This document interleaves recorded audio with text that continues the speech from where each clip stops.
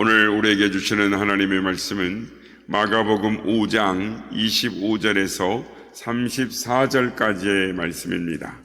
마가복음 5장 25절에서 34절까지의 말씀을 우리 다 같이 함께 합독하도록 하시겠습니다. 시작. 12해를 혈루증으로 앓아온 한 여자가 있어 많은 의사에게 많은 괴로움을 받았고 가진 것도 다 허비하였으되 아무 효험이 없고 도리어 중하여뒀던 차에 예수의 소문을 듣고 무리 가운데 끼어 뒤로 와서 그의 옷에 손을 대니 이는 내가 그의 옷에만 손을 대어도 구원을 받으리라 생각함일러라. 이에 그의 혈루 근원이 곧 마름에 병이 나온 줄을 몸에 깨달으니라. 예수께서 그 능력이 자기에게서 나간 줄을 곧 스스로 아시고 무리 가운데서 돌이켜 말씀하시되 누가 내 옷에 손을 대었느냐 하시니 제자들이 여짜오되 우리가 에워싸 미는 것을 보시며 누가 내게 손을 대었느냐 물으시나이까 하되 예수께서 이 일 행한 여자를 보려고 둘러보시니 여자가 자기에게 이루어진 일을 알고 두려워하여 떨며 와서 그 앞에 엎드려 모든 사실을 여쭈니 예수께서 이르시되 딸아 내 믿음이 너를 구원하였으니 평안히 가라 내 병에서 놓여 건강할지어다. 아멘. 할렐루야. 오늘도 우리 예배 가운데 함께 하신 주님을 찬양합니다. 그리고 새벽을 깨워 기도의 향연에 나오신 그리고 유튜브를 함께하는 모든 성도님들께 하나님의 은혜와 평강이 함께 하시기를 기원드립니다. 여러분, 신앙인에 있어서 우리가 신앙생활을 합니다. 그래서 우리 신앙인에 있어서 가장 중요한 것이 무엇일까요?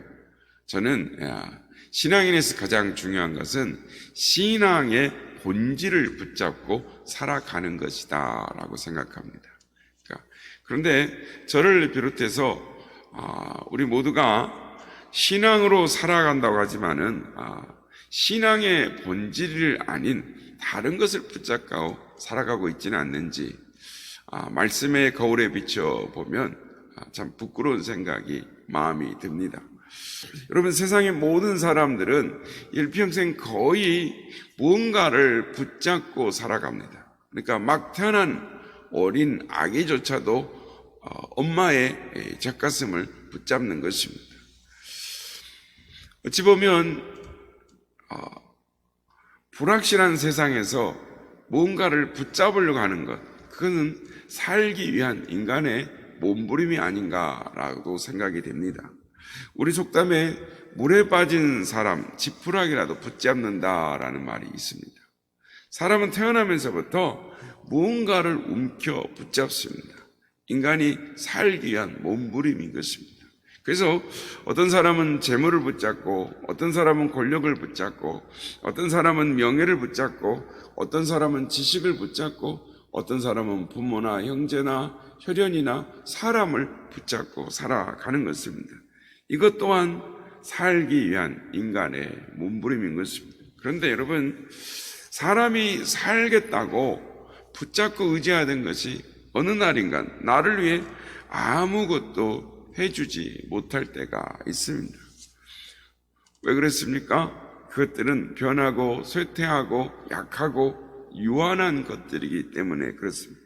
그래서 그런 것들을 붙잡고 살다가 결정적인 순간에 그것들이 나를 위해 아무것도 해주지 못한다라고 느껴질 때 사람은 절망하게 되는 것입니다.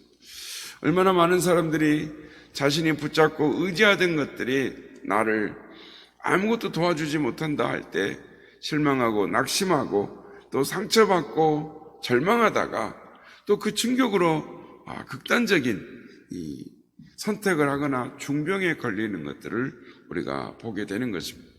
그래서 성경은 미리 이것들에 대하여 경고의 말씀을 하십니다.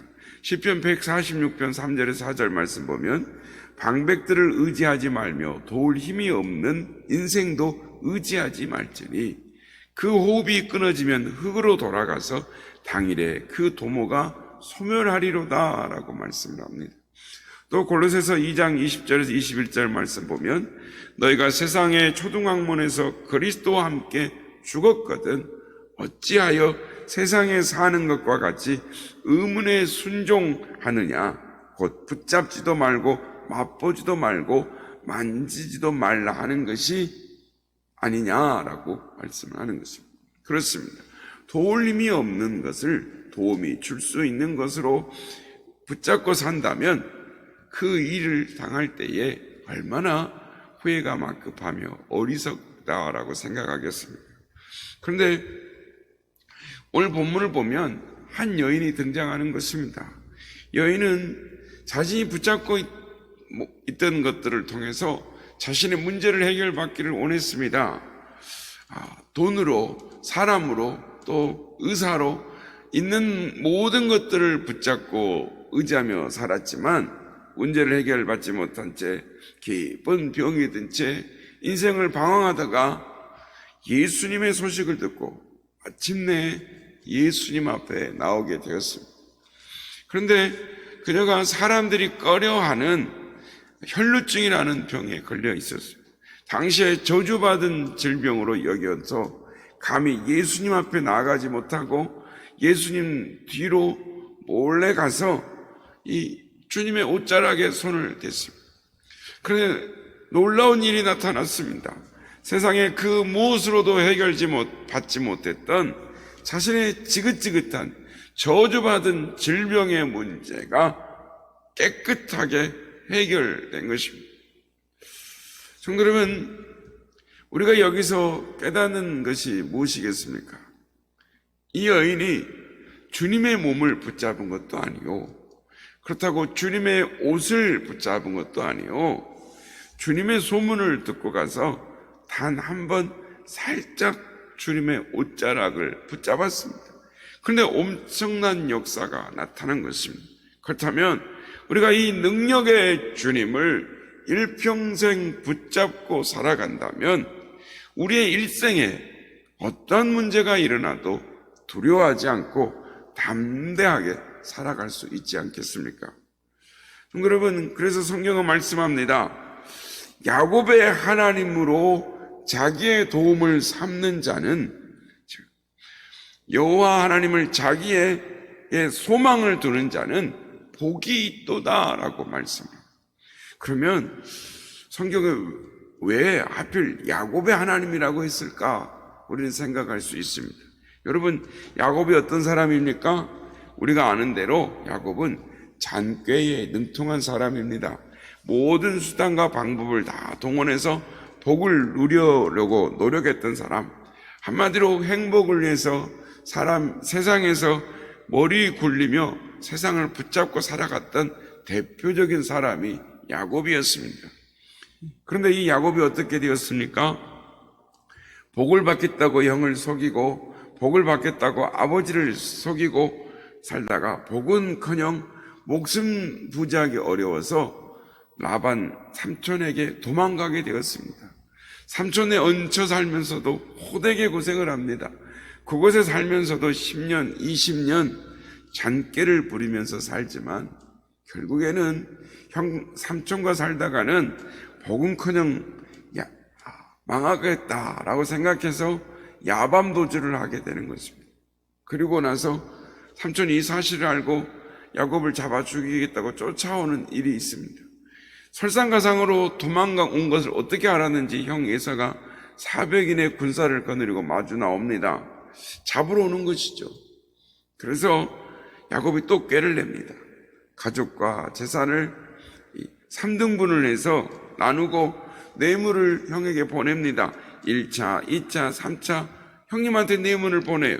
그러나 그것도 안심이 안 됩니다. 자기가 생각했던 모든 것들이 자기에게 도움을 줄 수 없다는 것을 아는 것입니다. 그래서 비로소 야곱이 자신이 붙잡고 있던 모든 것들을 다 내려놓고 야복 강가에서 하나님께 매달립니다. 환도뼈가 부러졌지만 하나님께 붙잡고 매달리는 것입니다. 그때 하나님이 응답하십니다. 네가 이겼다. 그래, 네가 이겼다. 이렇게 말씀을 하십니다. 이게 무슨 말입니까? 그때부터 야곱이 자신의 붙잡고 왔던 모든 것들을 다 내려놓고 오직 하나님만, 철저하게 하나님만 붙잡고 의지하며 살기 시작했다라는 것입니다. 그래서 성경이 세상을 의지하던 것을 다 모든 걸 버리고 하나님만 붙잡고 살아간 이 야곱이 붙잡았던 하나님을 붙잡으며 사는 자에게 복이 있다라고 말씀을 하시는 것입니다. 사랑하는 성도 여러분, 지금까지 우리는 무엇을 붙잡고 살아왔습니까? 혈루증 여인처럼 세상을 붙잡고 살아오지는 않았습니까?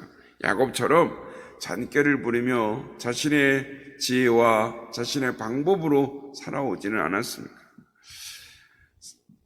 세상을 붙잡고 살다가 온몸이 만신창이가 되었지만 주님의 옷자락을 붙잡았던 여인처럼 절체절명의 순간에 하나님만 붙잡고 환도뼈가 부러져도 하나님만 붙잡으며 씨름했던 야곱처럼 주님만을 붙잡는 우리 모두가 되어야 될 줄로 믿습니다. 오직 주님만 붙잡고 살아가는 우리 모두가 되실 주의 이름으로 축복합니다. 그런데 여러분, 주님만을 붙잡고 산다라는 것이 무엇이겠습니까? 첫째는 말씀을, 즉 약속을 붙잡으며 사는 것입니다. 그래서 히브리서 10장 23절에 보면 또 약속하시는 믿으시니 우리가 믿는 도리의 소망을 붙잡고 움직이지 말고 굳게 붙잡아라고 말씀을 합니다. 또 우리가 잘 아는 이사야서 41장 10절 말씀, 두려워하지 말라, 내가 너와 함께 함이니라, 놀라지 말라, 나는 내 하나님이 됨이니라, 내가 너를 굳세게 하리라, 참으로 너를 도와주리라, 참으로 나의 의로운 오른손으로 너를 붙들리라 라고 말씀하시는 것입니다. 그래서 약속을 붙잡아야 돼, 말씀을 붙잡아야 돼. 두 번째는 기도의 줄을 붙잡고 사는 것입니다. 기도줄을 붙잡고 살아야 합니다. 그래서 우리가 잘 아는 말씀 데살로니가서 5장 10절에 쉬지 말고 기도하라 라고 말씀합니다. 누가복음 18장 1절 항상 기도하고 낭망치 말아야 될 것을 저희에게 비유로 말씀하셨다. 주님이 어떻게 말했다고요? 항상 기도하랍니다. 낭망치 말랍니다. 기도의 줄을 붙잡고 살아가야 될 줄로 믿습니다. 셋째, 믿음을 붙잡고 사는 것입니다. 믿음은 생명줄과 같은 것입니다. 놓치면 죽고 붙잡으면 사는 것입니다. 그래서 잠언 4장 23절에 무릇 지킬 만한 것보다 더욱 내 마음을 지키라. 생명의 근원이 이에서 남이니라 라고 말씀을 하는 것입니다. 사랑하는 성도 여러분, 세상 것 붙잡지 말고 하나님의 말씀, 약속을 붙잡고 기도줄을 붙잡고 믿음을 붙잡고 믿음으로 승리하는 우리 모두가 다 되시기를 예수님의 이름으로 축복합니다.